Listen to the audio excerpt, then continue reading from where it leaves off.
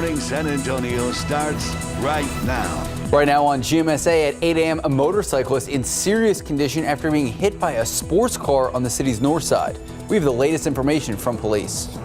Plus, meeting the San Antonio Business Journal's 40 Under 40 Man of the Year. Just ahead in our Leading SA segment, we're talking to Akeem Brown about what led him to this title.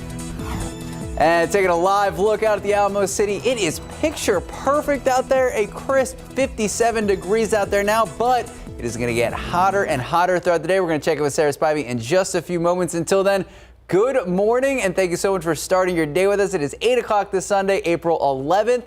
How was your day yesterday? Did you make it outside? I did. I went on a long 10-mile bike ride. Okay, now you're just showing off. Okay, mister, I work out at 1 a.m. Yeah, but 10 miles is excessive. Sarah Spivey, is today a good day for a bike ride? Yeah, a great day for a run, a great day to work out at 1 a.m. even if you're not doing that. It's always a great day. But it's actually cool out there right now, but we are going to warm up pretty significantly today into the afternoon. In fact, chilly in some places. It's 40 degrees in Comfort this morning in the Hill Country, 42 in Kerrville, 46 at Bernie Stage Airfield, 53 at the airport, 52 at Port SA. It's also pleasantly dry outside. Dew points are low. Humidity is low. Dew points in the 30s and near 40 degrees. And so with that low humidity, we're actually going to warm up very quickly today. High temperature today going to be close to 90 degrees in the afternoon. Mostly sunny skies throughout most of the day here. South winds at 5 to 15 miles per hour. And again, even though it is going to be warm at 90 degrees, the humidity will be low. We won't have to deal with a heat index value today, so that's some good news. Temperatures will cool down to the 60s by midnight. Now, humidity is going to work its way back in overnight, and that's going to shape our weather for the week ahead. So coming up, I'll have a look at rain chances in the week ahead, and we'll talk about another cool front on the way. Sarah and Max. Thank you, Sarah. Your top stories this morning: a motorcyclist in serious condition after San Antonio police tell us he was hit by a vehicle late last night. Officers say this all happened around 10:15 on Vance Jackson and La Manda. We were told the motorcyclist was heading northbound on Vance Jackson. The driver of a Camaro hit him head on the intersection. The Camaro then hit an SUV as well. The man on the bike taken to the hospital. Serious condition. The other drivers involved not injured. Police say speed was a factor. Right now, charges are still pending. Well, firefighters worked to contain the flames that started inside an east side home, but a neighbor's home ended up catching fire as well. Firefighters were called to the 2800 block of Lake Arbor, south of Rigsby Avenue near Loop 410 around 2 o'clock this morning. The fire was already so intense by the time firefighters arrived. There was flames shooting through the roof of the home, and it quickly spread throughout the home. Fire crews surrounded the house to try to contain the flames, but at one point the flames extended to the neighbor's house. The first home has been declared a total loss. Firefighters say no one was inside and no injuries were reported. Emergency crews in Bastrop County busy late last night and throughout the morning after a wildfire got even more out of control. This area is about an hour and 35 minutes northeast of here. Now, this video on your screen, tweeted by Texas A&M Forest Services, credited to Starflight and Bastrop County Emergency Service District Number 2. Now, according to the last update on Twitter, that fire located along Castle Way, estimated at about 100 acres. Bastrop County officials originally told people living in that area to evacuate. That order has since been lifted. People also should know that power in the area in the process of being restored. As an alternative, the county designated Timberline Fellowship Church near Bastrop as a shelter. And we're going to be continuing to follow this story. We're going to bring you the latest updates as we receive them online and on air. But remember, back in 2011, the Bastrop County Complex Fire, the most destructive wildfire in Texas history. In that 2011 fire, more than 1,600 residential structures destroyed and caused up to $325 million in damages. More than 32,000 acres burned and 2 people died. 34-year-old Ashley Lujan is behind bars this morning after San Antonio police say she stole mail from at least 90 different addresses. Police say a good number of the mailboxes came from a single apartment complex called Hampton Cove. Lujan, along with an unidentified male suspect, was caught on security camera. In the video, police say you can see Lujan use a crowbar to pry open several boxes, removing mail and stuffing it into her purse and a backpack. She was arrested by DPS. Investigators say they found even more stolen mail on her as well. She's been charged with mail theft. Now to the latest on the vaccine. If you still need to get your vaccine, listen up, because WellMed is opening up more than 3,000 vaccine appointments for a 2-day distribution next week. They're going to be giving out the 1-dose Johnson & Johnson vaccine, and it is set for tomorrow and Tuesday from 8 a.m. until 4 p.m. at the Doris Griffin Senior One-Stop Center.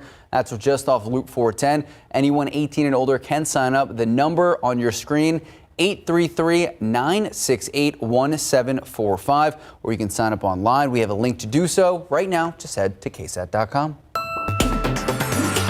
Well, every Sunday we have our Leading SA segment. We speak with leaders of our community, and this morning we are joined with the San Antonio Business Journal's 40 Under 40 Man of the Year. That's right. Akeem Brown holds numerous leadership roles from education to public transportation and joins us this morning in our Leading SA segment. Good morning, Akeem. Thank you so much for starting your morning with us.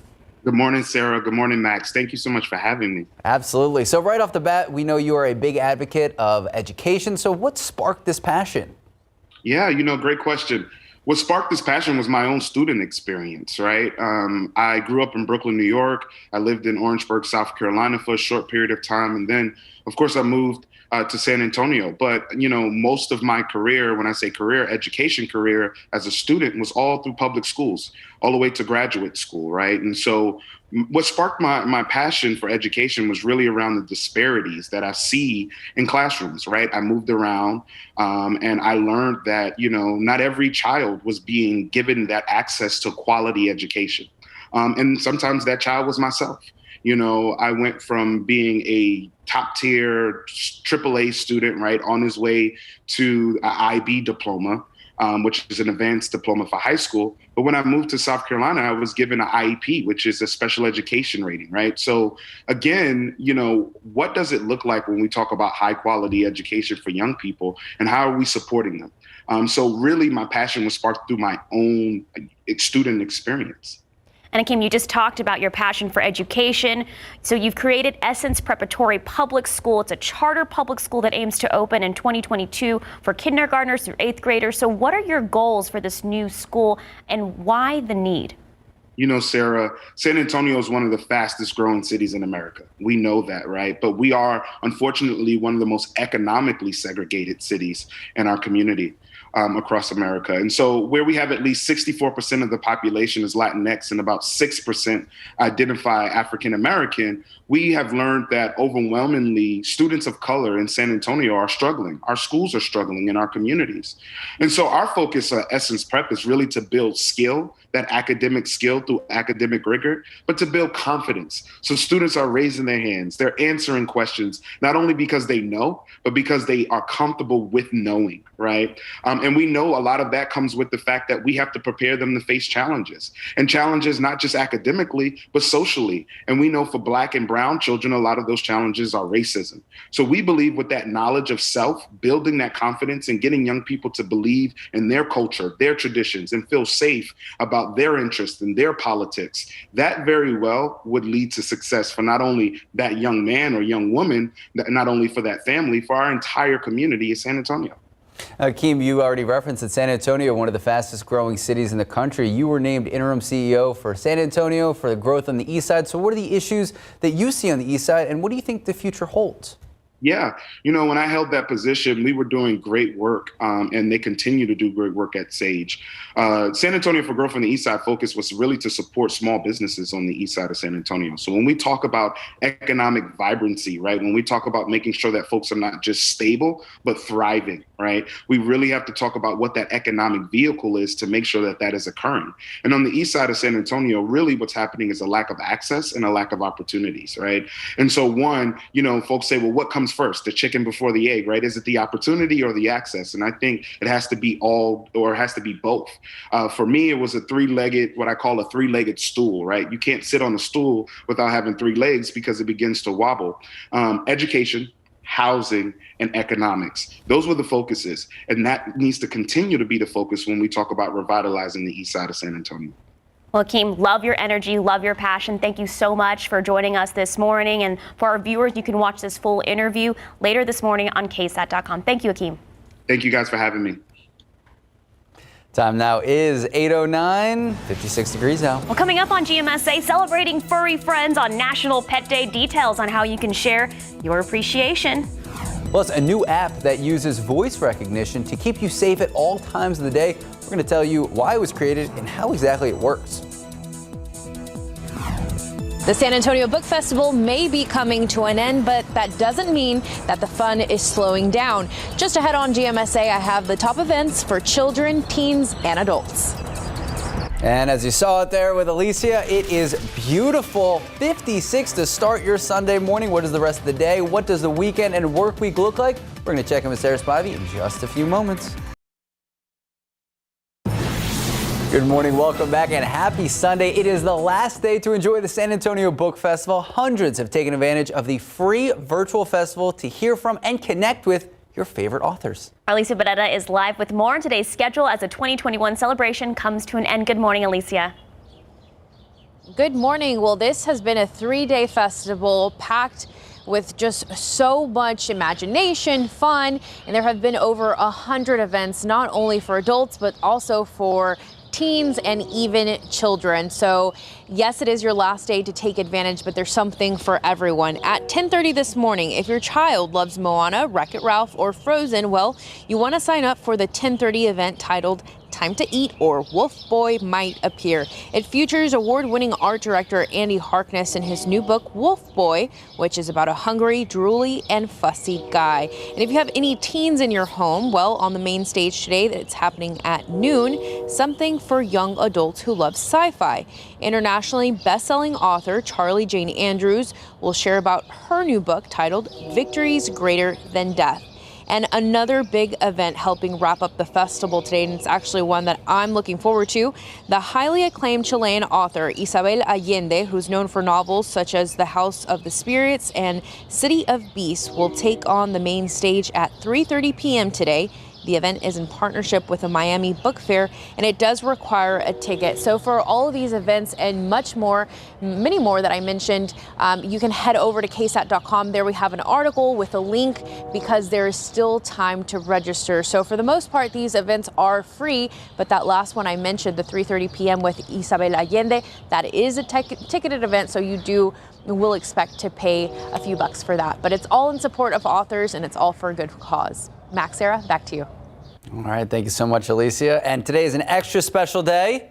Not only is it a Sunday, not only do we get to open up with a smile, but if you are a pet owner, it is your day because April 11th is National Pet Day. It's actually your pet's day. They're the ones benefiting from this. So whether you own a furry dog, cat, fish, or even a scaly snake. Do you own a furry fish? No. It's time to pay special attention to your best friend. So we asked for your pictures earlier on GMSA, so just take a look. Yeah. This is Izzy. This is Izzy. Thank you so much for sending your pictures into our KSAT Connect feature. I love this picture. Man, this pet owner has their hands full. This is Fagin, Finn, Wisp, and Sprout. And then, of course, got to throw in a couple kitties in there. This is in Carn City. This is Pepper, and one of her favorite positions to be in, chilling out. She makes us laugh every day.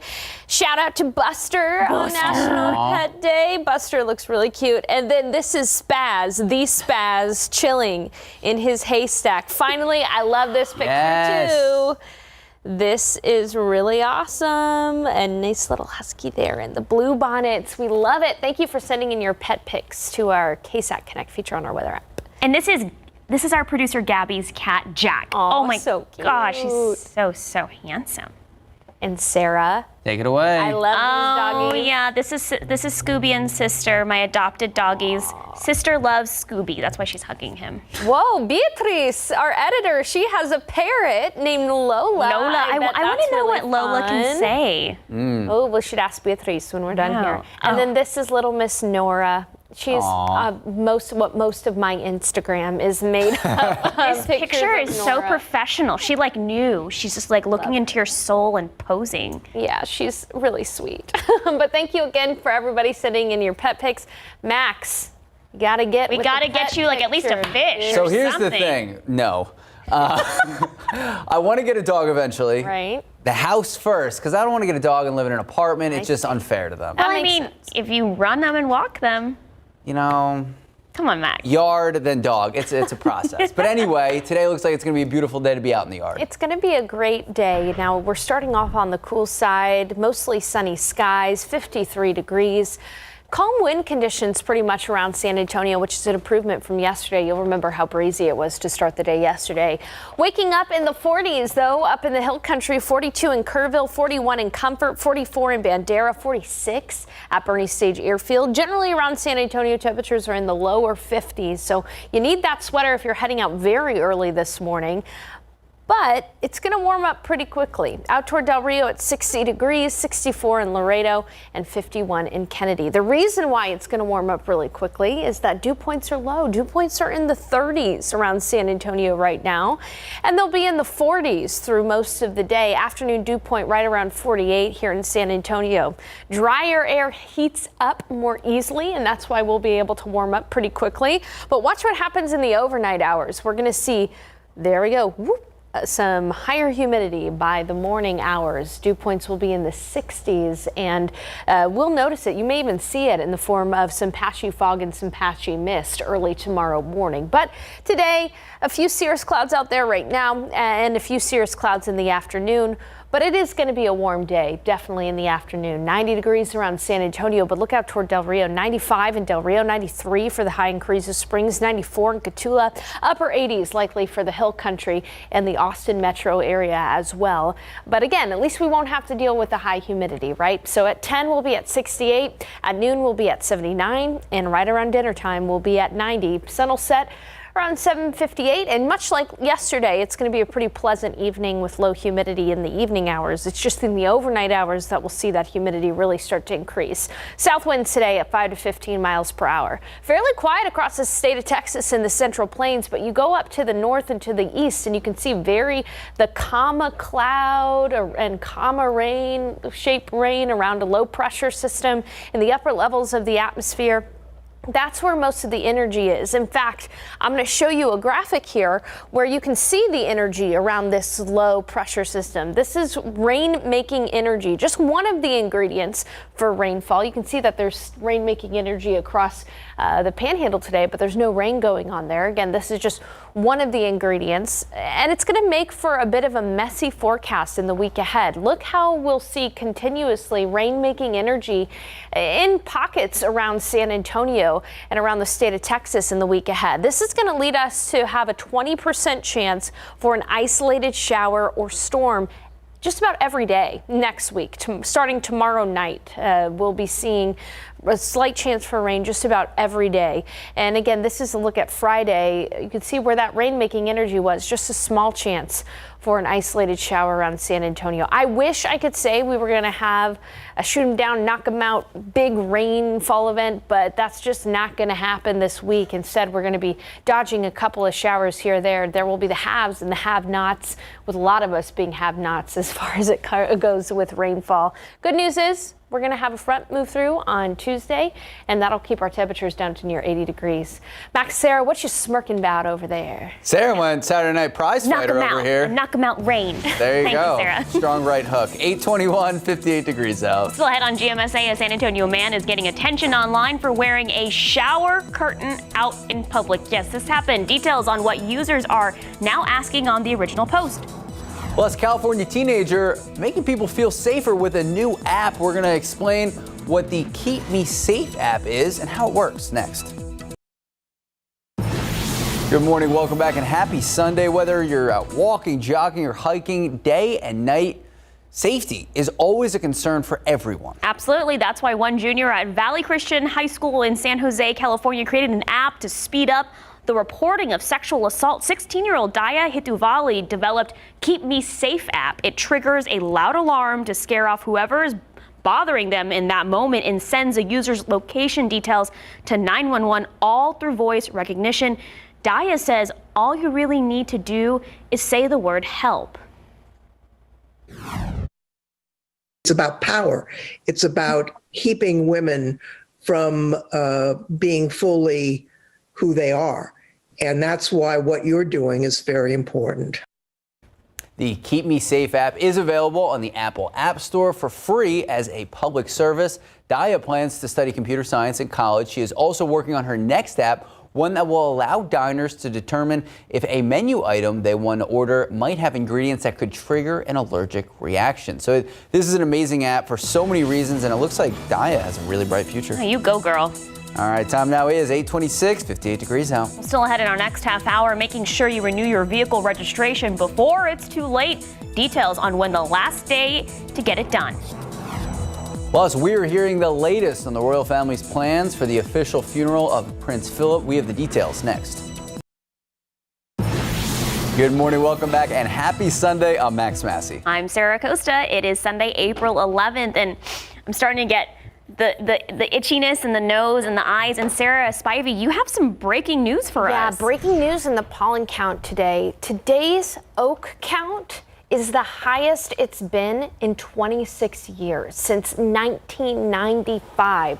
Let me show you that oak count right now. It is past 40,500 oak pollen grains per cubic meter of air. Can we bring that graphic full, guys? Really want to show that. There we go. You can see just how high that oak count is. It hasn't been that high again since 1995, April of 1995. We've got mold in the mix there, but it's definitely not the quote star of the show just because oak is very high. By the way, if you are a sufferer of the oak allergies, like a lot of us here, we have until about the beginning of May. By the beginning of May, that's when we start to see oak really take a dip. And my theory on why oak is so high is because we had those really crazy winds yesterday, and during the freeze it probably delayed oak season a little bit, and now all of the oak trees are pollinating. Again, just a theory. I need to talk to an allergist about that, but that would make sense to me.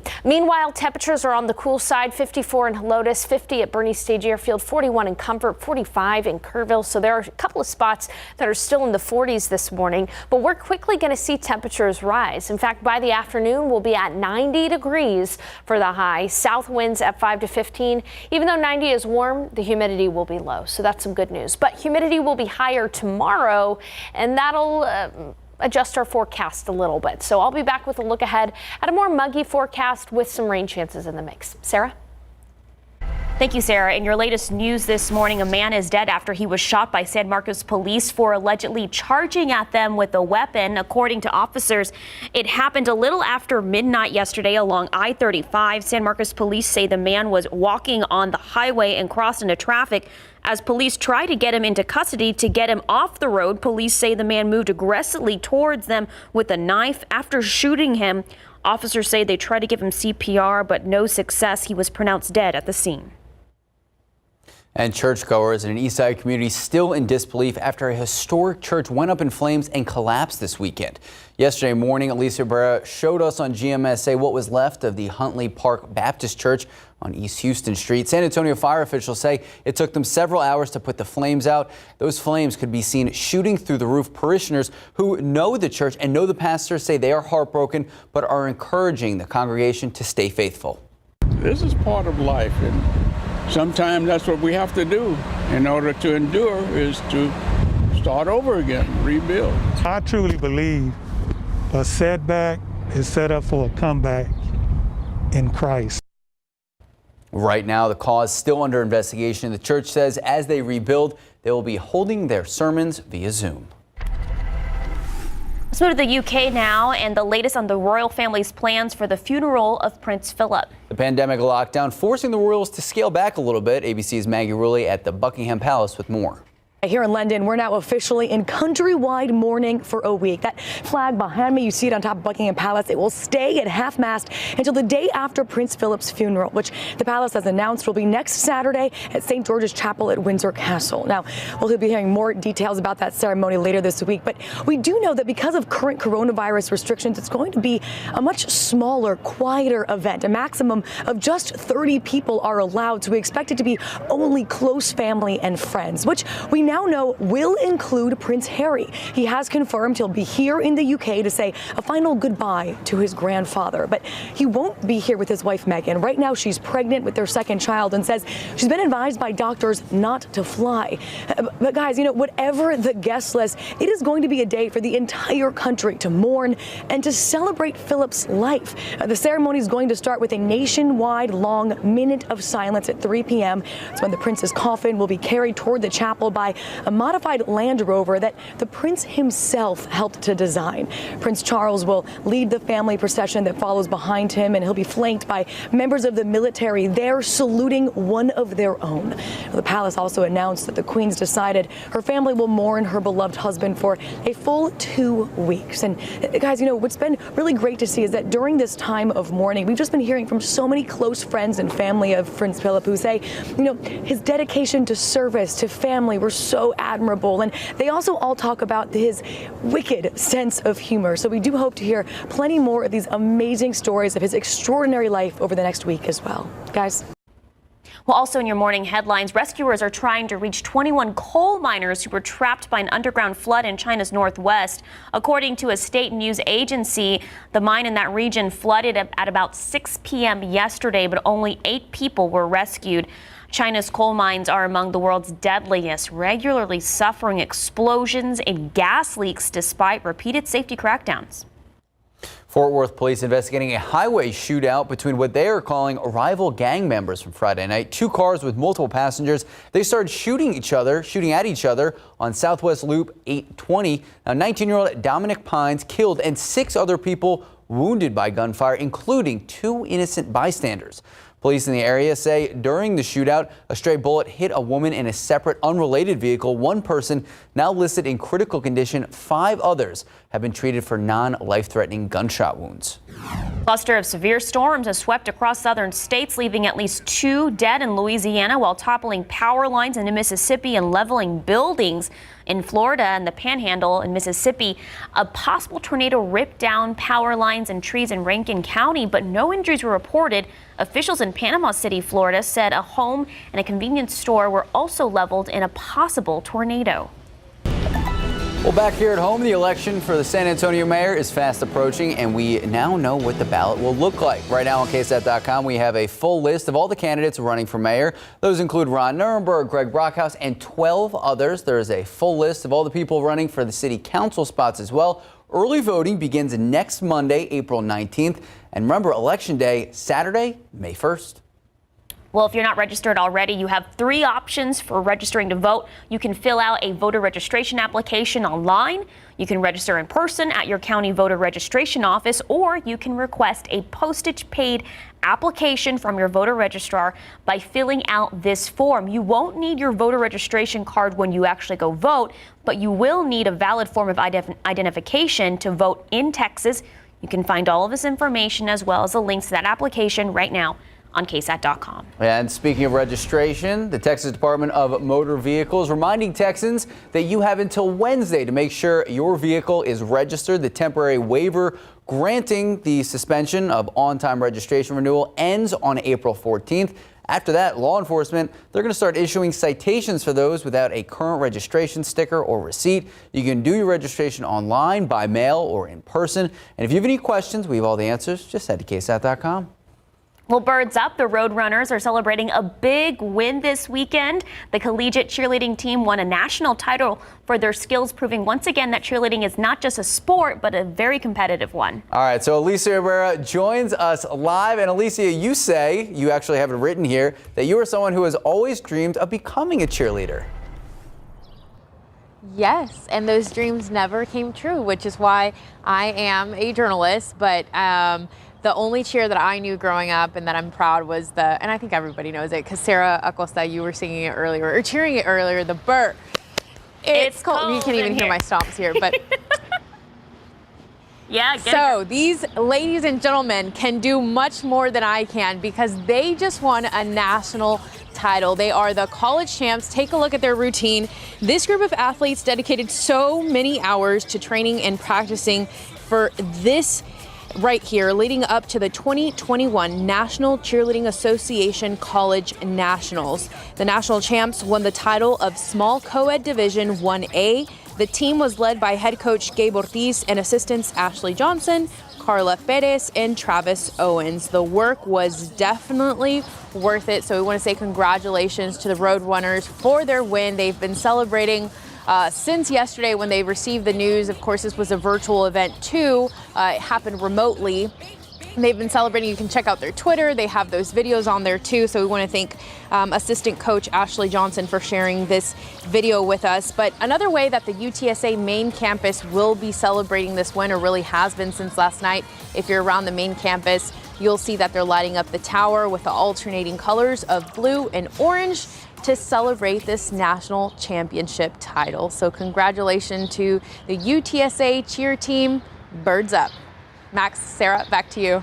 Birds up. Thank you so much, Alicia. 840, 61 degrees out. Well, just ahead on GMSA, a local man is getting noticed on social media for his creative way of staying safe. What we know about the shower curtain man, seen around town. And a tough loss for the Houston Astros last night. After the break, a look at the highlights, plus details on what is next for the Silver and Black. Good morning, welcome back, and go Spurs, go! The Spurs had a tough outing against the Nuggets the last couple nights, but don't worry, we're going to get back on track, taking on the Mavs, just upstate a little bit. Tonight, 7 o'clock, American Airlines Center, there we go. Spurs, Mavericks, what else do you need? Time to talk golf. We got a lot of golf to watch before we can watch basketball. Third round of the Masters saw a rain delay, hour and 15 minutes, and we also saw a new leader. Shot of the day, boom, par 3, 6-hole, Corey Connors, ball right down the middle. That is a hole-in-one, the 6th ever golfer to ace the hole. He went 4 under yesterday, sits 6 under overall, moving up 7 spots. Justin Thomas moving the wrong way. This is a par 5 on 13. His approach shot misses the green, ends up in a stream, and the ball floats away just like his chances before settling at the bottom of the riverbed. Triple bogey. No one wants triple bogey. He dropped 7 spots, tied for 13, so he's still got a pretty good chance. And he is under par after a 3 over 75. Second round leader, though, Justin Rose had an up and down day, sinking that birdie on 12, reclaiming the lead at 8 under par, but he'd shoot an even par 72, remain at 7 under, final in the final round. Hideki Matsuyama, boom, on the par 3, 12th hole, sticks a great tee shot, made a birdie to tie Rose for the lead, shot a phenomenal 7 under 65, take a lead in the clubhouse, 11 under par. Matsuyama, 4-shot lead on 4 guys heading into the final round. Big Will, first-timer, shining in his first Masters. Justin Rose still in the mix. Fell a little bit yesterday. He was leading the first 2 rounds. Corey Connors in 6th. Jordan Spieth, Mr. Texas himself, 7th at 5 under. And lefty sitting at even par. Big man Abraham, he is 3 over. Time to talk baseball. Boom, heading over to Minute Maid Park for a game between the Astros and the A's. Let's just go top of the 5th. Ramon, wait for it, crushing a 2-run shot all the way to the train tracks for A's. His first homer this season, going 415 feet, and that's a lot of feet. Bottom of the 7th, Astros down 6-2, runner on second. Brantley lines one up to the wall. Ooh, Jose Altuve scores. Brantley slide in with a triple, and that's as close as Houston would get it. Sorry, Astros fans. The A's win 7-3, taking 2 out of 3. Houston has now lost 2 straight. There you go. There's sports. We got an interesting story to tell you about. A San Antonio man going viral this week for his fascinating choice of PPP. The video on Reddit shows him wearing a shower curtain. Yes, a shower curtain as a form of public protection. So, have you seen him? Just take a look. User Michael G4 posted this with a caption that reads, "Anyone else see this guy in SA?" Based on the Reddit thread comments, this isn't the first time the man has been sighted in SA with the unique body covering. One user said, "Yeah, he shops at my Target from time to time." Another said he was seen at an HEB about a month ago. What other unique covering creations have you seen around town? Let's not start something. Well, you can submit your answers by clicking on this article on KSAT.com. All right. You know what? I have not much to add to that. At least he's being safe. Being safe. Sense of Kind of. optimism. Yeah. Sure. All right, taking a live look out there. 62 degrees, but if you're sneezing and wheezing, pollen's the season? Reason? Yeah, it's I almost the got reason. Oak is the reason for your Ooh. sneezing. And this is pretty big, and we're going to continue to talk about it this morning. But I want to show you the pollen count today.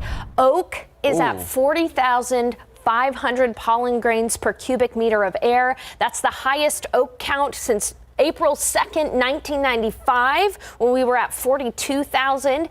That is the highest oak count in 26 years, according to our allergist who checks the pollen every day. On top of that, she really brings a good point that we haven't seen much rain this April to help to wash the oak out of the air as well. So that's one of the factors why we might be seeing that very high oak count. Of course, you also have to consider the freeze in February, the deep freeze that may have delayed the oak pollen season just a little bit. And then all of a sudden, as you know, here it is. So the highest oak count in 26 years today. Mold's there. It's low, but oak is the big story. And of course, we give you the pollen count every single day online on KSAT.com, on air during the morning shows, during the evening shows. We show you the pollen count, and we also send it directly to your phone on the KSAT weather app every day. In fact, I just sent a notification about that. So if you want to follow along, oak season usually comes to an end around the beginning of May. Other than that, though, today is going to be a pretty nice day. We're starting off in the upper 40s and 50s. This was our morning low, 53 degrees. We're now starting to see temperatures get up into the 60s locally as the sun has risen. It's still 48, though, in Kerrville. Temperature is about 10 to 15 degrees cooler than how we started off the day yesterday. That low humidity is our friend today, though, although it is going to allow us to warm up really quickly. In fact, by noon, we'll be near 80 degrees, 85 at 2 p.m., 90 for the high temperature.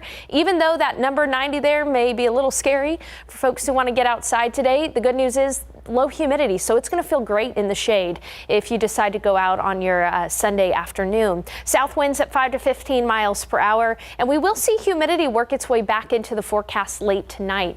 Meanwhile, out toward Del Rio, Eagle Pass, Carrizo Springs, and Gachula, high temperatures today will be in the mid-90s, upper 80s for the hill country. As I mentioned, the humidity is going to be low this afternoon. We're going to see a steady rise in the humidity today, but it'll still be pretty low in the afternoon, and that's why it'll feel good. However, in the overnight hours, look at that, dew points go up into the 60s. Whenever a dew point gets above 60 degrees, that's when you can notice the mugginess. And tomorrow morning, you may actually be able to see the humidity in the form of some patchy fog, and some low-level clouds are going to be back. In fact, we'll start off Monday at 65 degrees. We'll see a few peaks of sunshine in the afternoon, and because of that, we'll be near 88. But I'll bet you that that 88 tomorrow is going to feel warmer than the 90 today. The reason for that is tomorrow the humidity will be higher. Then a front is going to be kind of wishy-washy and work its way back and forth around the hill country, bringing a small chance for rain tomorrow night. And speaking of small chances for rain, that's going to be with us all week long. Hit or miss, isolated showers, and even a storm is possible. The chance for rain, though, unfortunately, is only 20%. So we're not going to have any big washout rain events to help wash that oak pollen out of the air either over the next several days. We do get that front moving through on Tuesday, though, and that'll allow for our high temperatures to at least be a little cooler. We'll be looking at high temperatures near 80 degrees for most of the week next week. So with that small chance for rain every day, and with the oak being the highest it's ever been in 26 years, you're going to want to keep that KSAT weather app handy. Absolutely. Sarah Spivey, thank you so much. 8:51, 62 degrees out. Well, you can ditch the kale and replace it with kelp and seaweed. No, thank you. We'll just ahead the new health trends claiming to keep you healthy and fit. In the news you need to know before you go, a motorcyclist is in serious condition after San Antonio police say he was hit by a car around 10:15 last night on Vance Jackson and La Manda. We are told the motorcyclist was heading northbound on Vance Jackson when the driver of a Camaro crashed into him head-on. That Camaro then hit an SUV. The other drivers involved were not injured. Police say speed was a factor, and right now charges are pending. And again, the big story this morning is that oak is the highest it's been in 26 years, past 40,000. Now, in the weather today, we'll be at 90, but it'll be low humidity. And then in the week ahead, we are going to have a small chance for rain just about every day, and temperatures should be near 80 degrees. Thank you so much. Have a great day. Have a good Sunday.